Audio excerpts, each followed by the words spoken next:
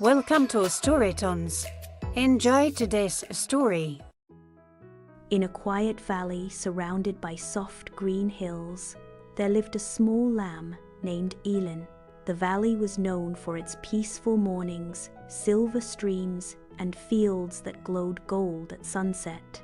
But it was also known for one thing more than anything else: the wolf. Every animal in the valley feared him. They whispered stories about glowing eyes in the dark, sharp teeth under the moon, and howling nights that made even the bravest sheep tremble. Mothers warned their lambs, "Never go near the forest. Never walk alone at dusk. And if you ever see the wolf, run." Elin heard these stories every day, but Elin was different. She didn't feel fear the way others did. Not because she was brave, but because she was curious. One evening, as the sun dipped behind the hills and the valley turned purple and blue, Elin noticed something strange. The flock was returning home, but near the edge of the forest, a shadow moved slowly. Not fast, not threatening, just tired.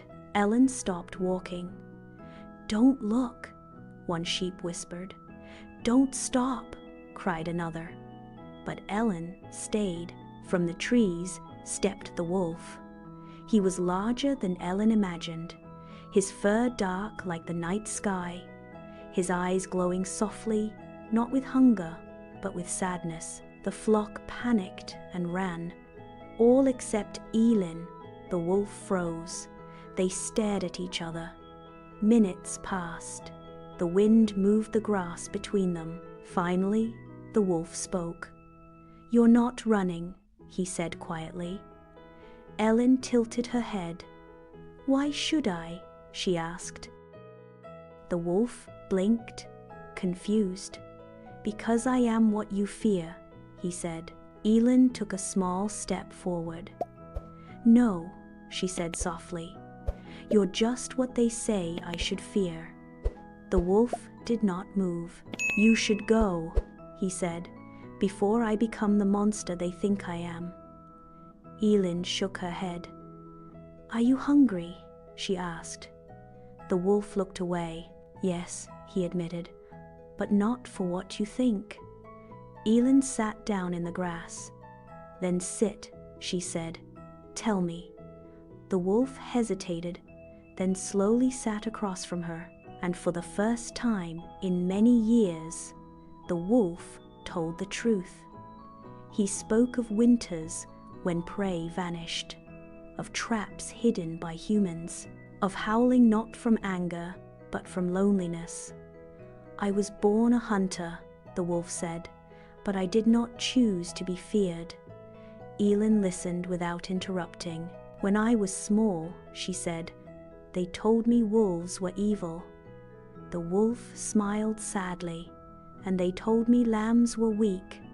They both laughed quietly." That night, Ellen returned to the flock. She did not tell them everything. She only said, "The wolf did not hurt me." No one believed her. Days passed, then weeks. Strange things began to happen in the valley. Lambs stopped disappearing. The forest grew quieter. And at night, the howling stopped.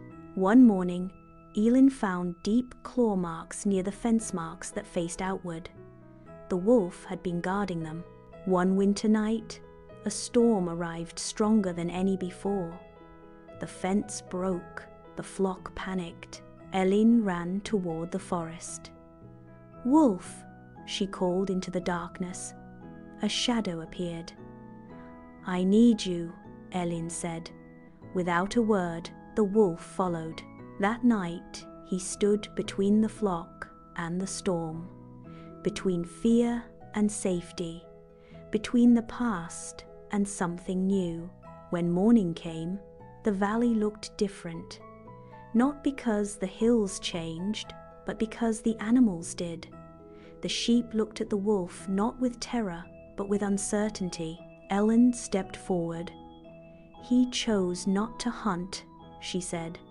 "He chose to protect." The wolf lowered his head. "I will leave," he said.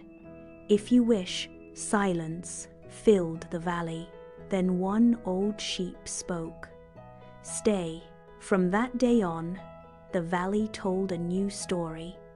Not about a monster, but about a lamb who wasn't afraid, and a wolf who chose to be more than his nature. And sometimes, when the moon is full, you can see a wolf on the hill, not howling, but watching over the light.